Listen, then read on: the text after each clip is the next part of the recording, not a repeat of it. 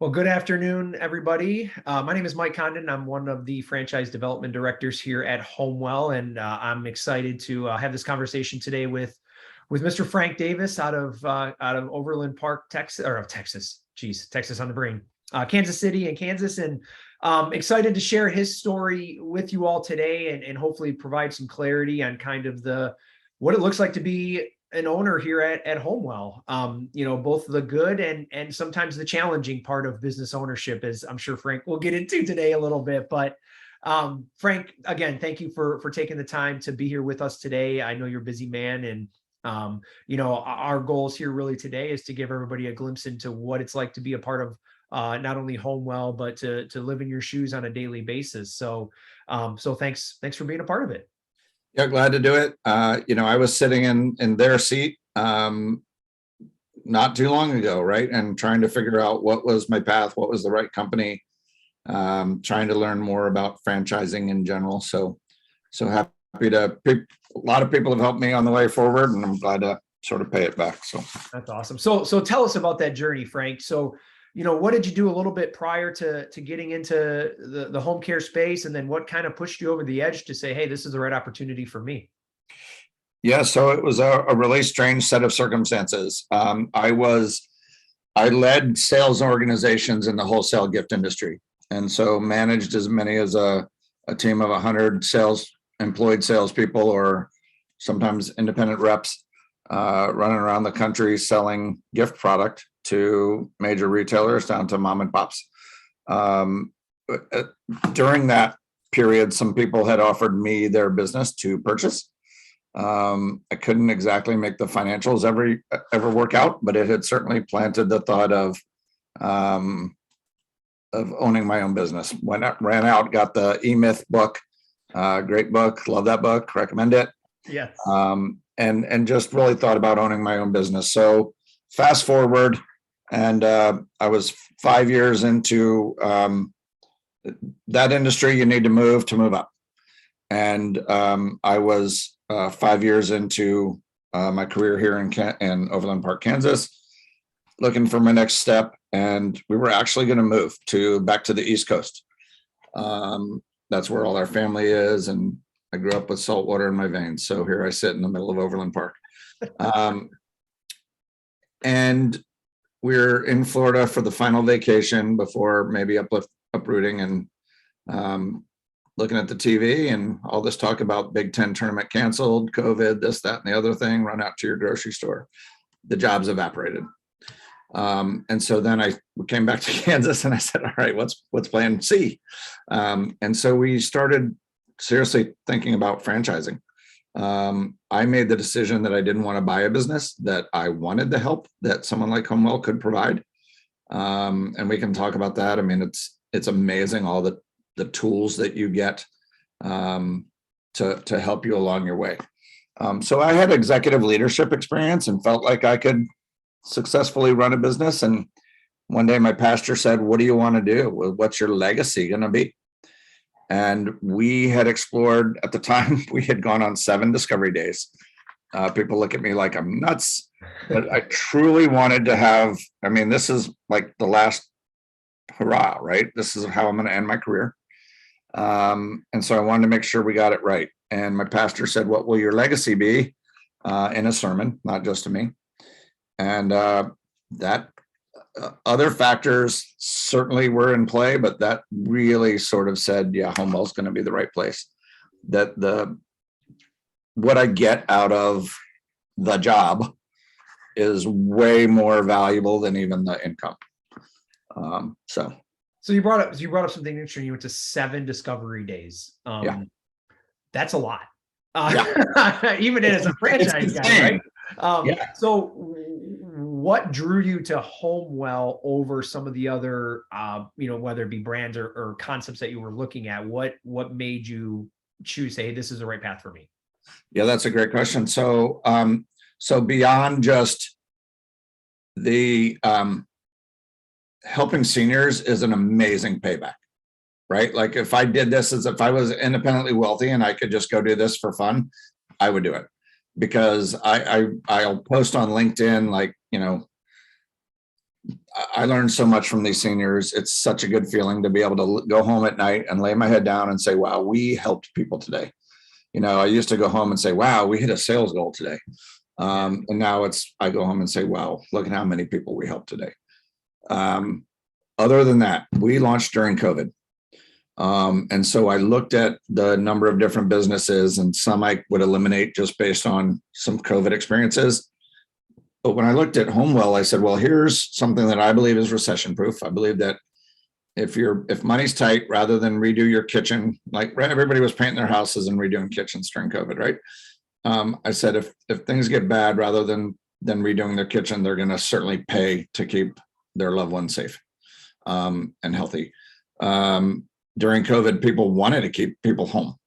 The last thing you wanted to put was you put your mom or your stepmom into an incubator, right? Like sending them off to an assisted living home or an independent living home, and then the whole facility is shut down. And not only can you not visit, but you worry about their health and safety. So I think, and there's a fact that gets thrown around a lot, and it's certainly a good bumper sticker. 10,000 people turn 65 every day in the US, right? And so there is obviously a huge need. You can read all the stats on sort of the curve of how we're aging, and there's going to be a lot of people that need help. And then I happen to live in an area where people can afford to pay. I think that's, as you're going through the process, make sure that if your state is tough on pay through Medicaid, Medicare, then make sure that you have a clientele that can private pay. So you launched in COVID. I mean, that's, most people are like, you're nuts for launching a business during a pandemic that we've never seen before in our lifetimes, right? And hopefully never see again. But how did that process look for you, and how did HomeWell help you, understand that, hey, this is actually a really good business model during these times because of these factors? I guess what kind of clarity to give you, as you said, when you signed on the dotted line, that's a scary thing for a lot of people, as it should be. But how did HomeWell help you understand that, hey, this is the right move for you? I pretty quickly developed a lot of trust and faith in the HomeWell staff. The corporate team at that time was really, really good. You could see that they were, it had gone through a change, right? And ownership and leadership, and all for the good. Like the marketing from what it was to what I entered into is vastly improved to me. And the staff was so supportive. It was hard because we did do a lot of it then virtually.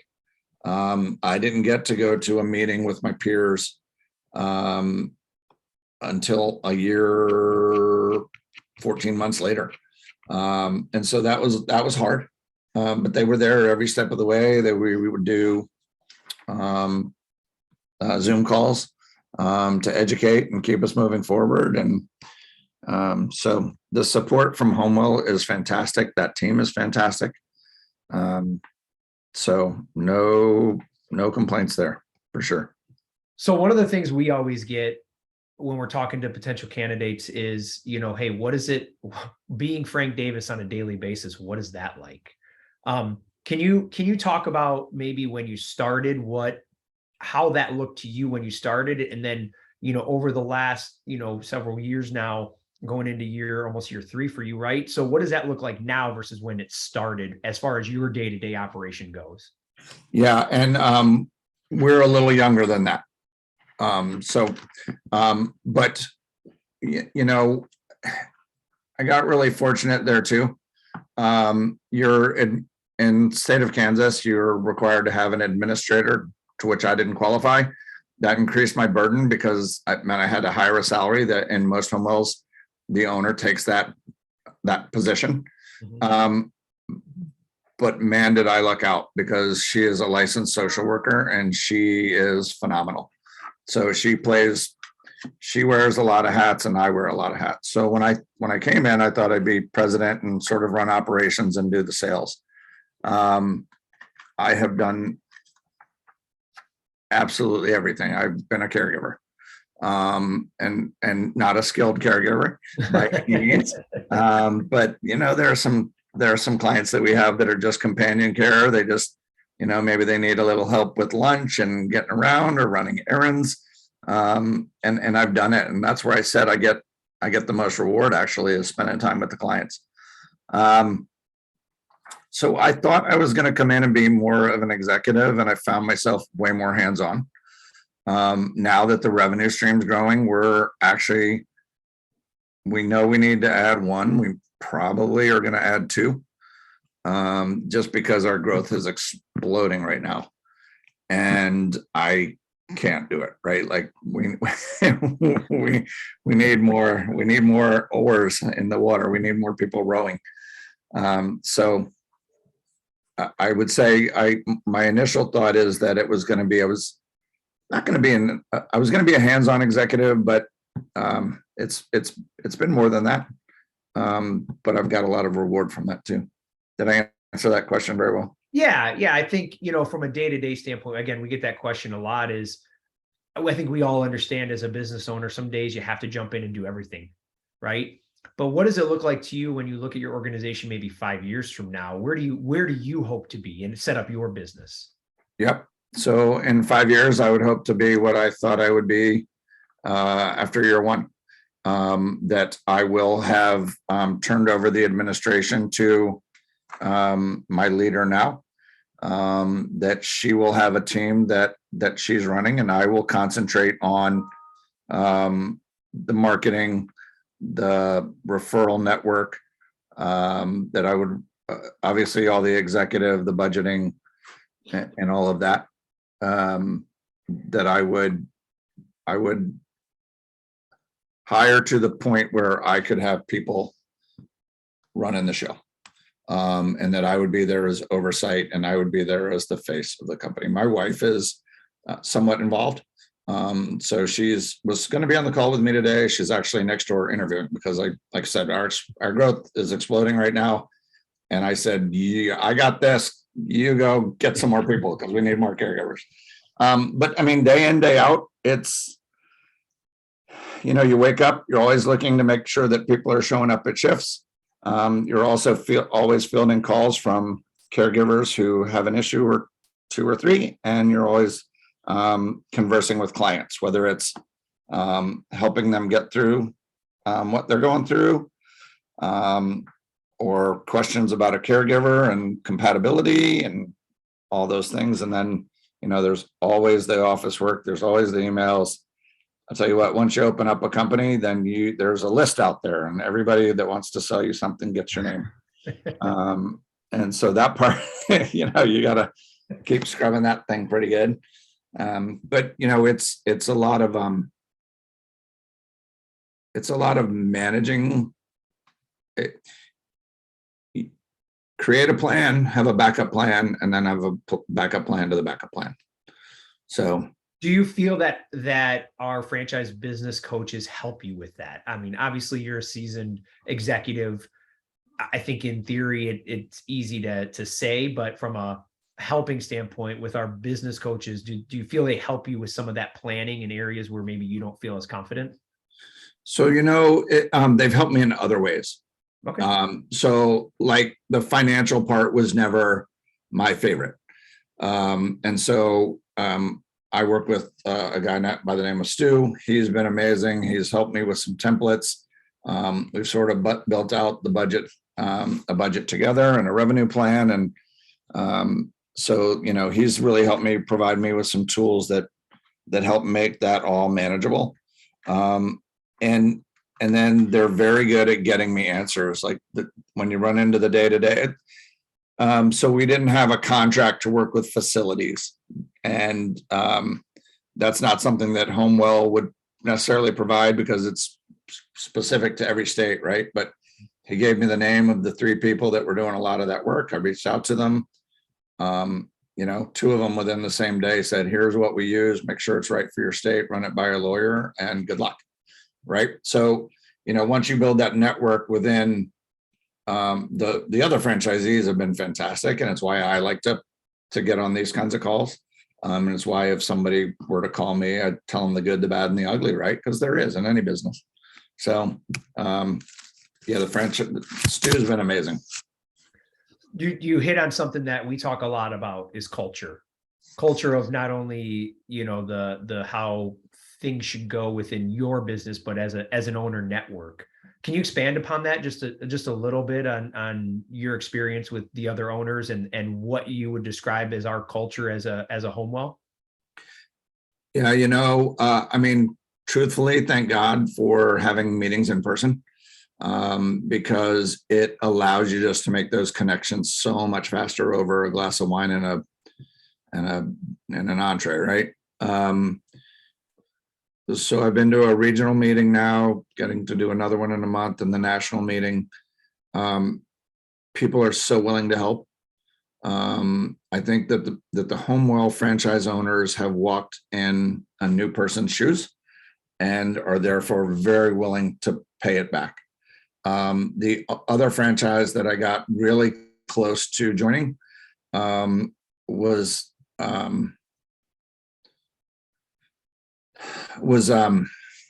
very, very, very structured. And I felt like when I was calling some of their franchisees, it was more like I was pulling than was getting offered. And when I called HomeWell franchisees, they were very forthcoming. So there was a clearly different culture in that organization than there is in HomeWell. HomeWell to me is more like family. And that's where I thrive. So I really enjoyed it. So another thing that comes up a lot during, conversations with candidates is the competitive landscape in every market. As we all know, there's a lot of competition in the space, and coming into this, I'm sure you've looked at that and you saw that. So tell us your experience with coming in and looking at the competitive landscape and the good and the bad. And hey, is it worked out? Like, do you have competition? What does that look like in your part of the country? Yeah. And so I'll tell you, in my old industry, I sought out my competitors because I always feel like, if you find the right people and the right group of competitors, you actually will all grow together. There is no shortage of consumers, right? And so, yeah, I could have 100 other people doing this same business. That's probably too much. 100 would really, right? But so say there's 20 people in the Overland Park, Johnson County Metro doing what I do. If you get out and do the work, if you're getting out and meeting referral partners, if you're doing a good job, you will win business. No doubt about it. There's plenty of consumers out there. I actually work with 2 agencies, and she's ahead of me. So she if they're not a 24-hour client, I'm not taking them. So I have, so she has, but I have this client that's 12 hours a day, 7 days a week. I'm like, heck yeah, like all day, sign me up, right? And so she'll call me, right? And when I can't do something, I call her. And I have that relationship with one other firm. So, here's a group of 3 that trust each other and we're feeding into each other. We all want to take the best care of the consumer. They need help. How can we get them help? Yes. So just be the best, right? Or work at being the best. Make sure that you're showing the family empathy. Make sure you're showing up. HomeWell has a process of warm handoffs, which I think is amazing. Is it cumbersome? Absolutely. Does it mean that I get out in my car? Like I thought I was going to have to get out of my car tonight at 7:30 on a Friday, Labor Day weekend. And I would be delighted to, and it would mean a lot. But the client said not necessary. So. Yeah. So you touched on, again, another point of referral sources, right? Talk to me a little bit about how much do you rely on secondary referral sources maybe versus doing your own marketing and networking in the community to bring in clients? What does that mix look like in your area? Yeah. So, that the famous question is, what do you wish you knew then that you now know? Yeah. If I was honest with myself, I should have done a lot better job of getting out in front of referral partners, some of these independent living facilities, because what I've learned is, as much as it's a problem for it, so that's a double-edged sword to staffing the labor shortage, right? Because yes, you're always working at it, but so are the facilities. And so what you're finding is you actually can get business because they don't have the staff. So it works for you as much as sometimes you feel like, oh, woe is me. So I wish I had been out earlier to the independent living facilities, assisted living facilities, some of the memory care units. It didn't go out after that as fast as I wish I had. And I sort of relied on those secondary referral sources, caring.com, aging place for mom. And those are fine, but that is how can I say this and not be offensive? It's like a meat market, right? Like they send it out to you, and if you don't call within the first 30 seconds, I mean, who knows if you're ever going to talk to them, because someone else is on the phone with them. So, but if you develop those relationships with these facilities, then people are constantly coming and going, and you get a lot better referral and you get a lot better close rate there. So I wish I had done that. Yeah. First. And again, we talking about, you hit on it, staffing, right? Caregivers are always a part of what we do. They're a big part of our business, right? So again, another huge question we always get is, the demand is there for the clients. What about being able to supply the demand with caregivers? Tell us about your experience with that.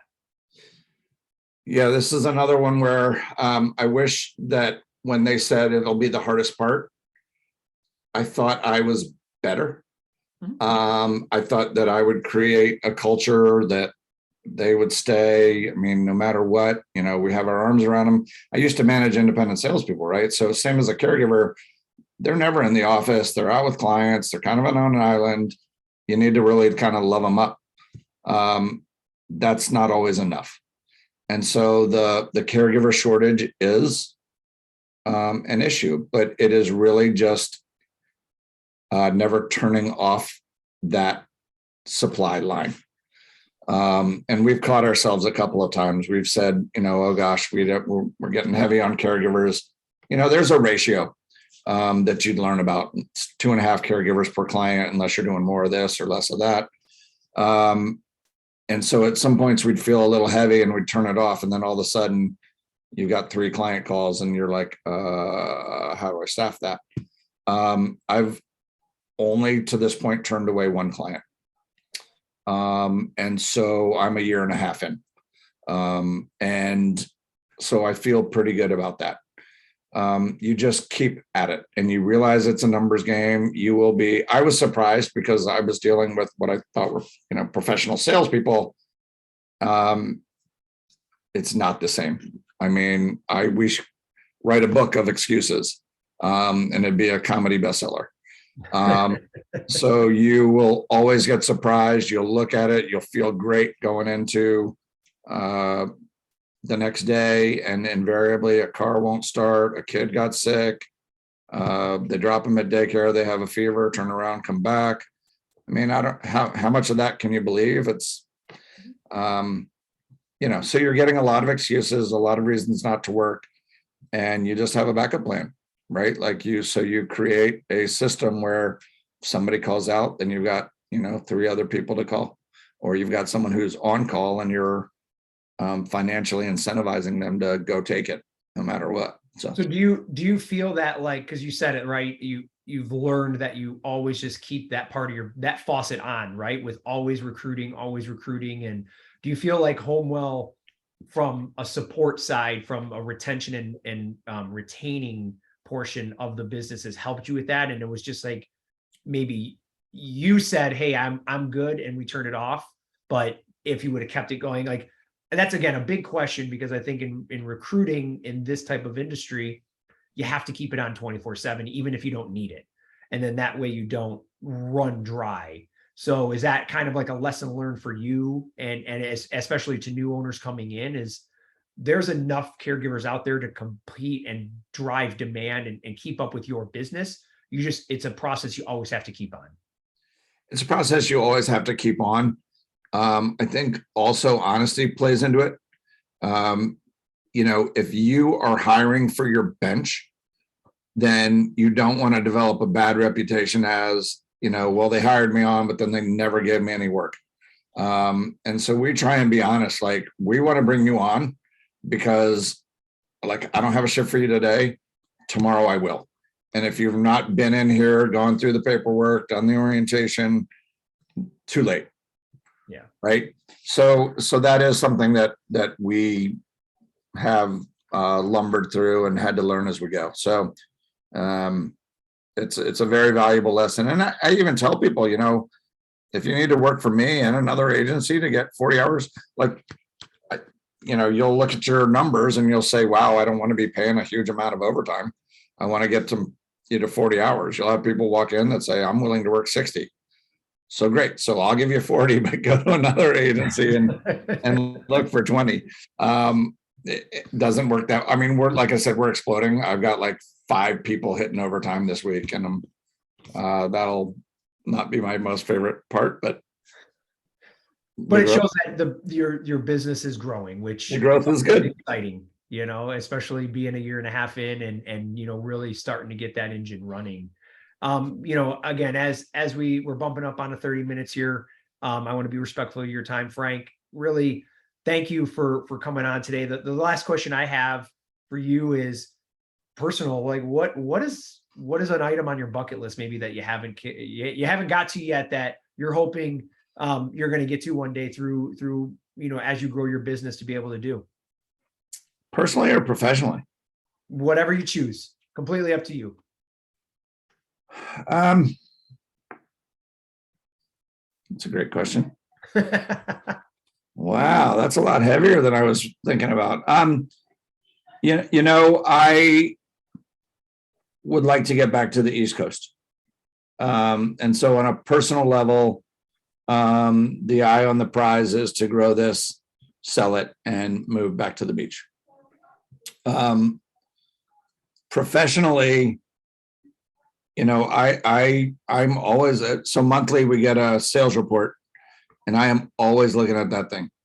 And I want to be in the top 3 no matter what, every time with my peers. It's not fair to measure myself against a guy who's been in business 10 years, right? But if I look at the people that launched either with me or maybe a little bit before me, I want to be in the top 3 all the time. So, I mean, I'd love to be, I guess the bucket list item would be within the top 5 company-wide.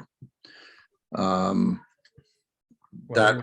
you're well on your way. Well, and there are some agencies that have been here a long time, so I know I'll never beat Lou. He started a lot younger than me, and he's built himself a great business, and he's a man to I'm going to go pay him a visit and see what I can learn from him. So bucket list would be top 5 and to get back to the East Coast.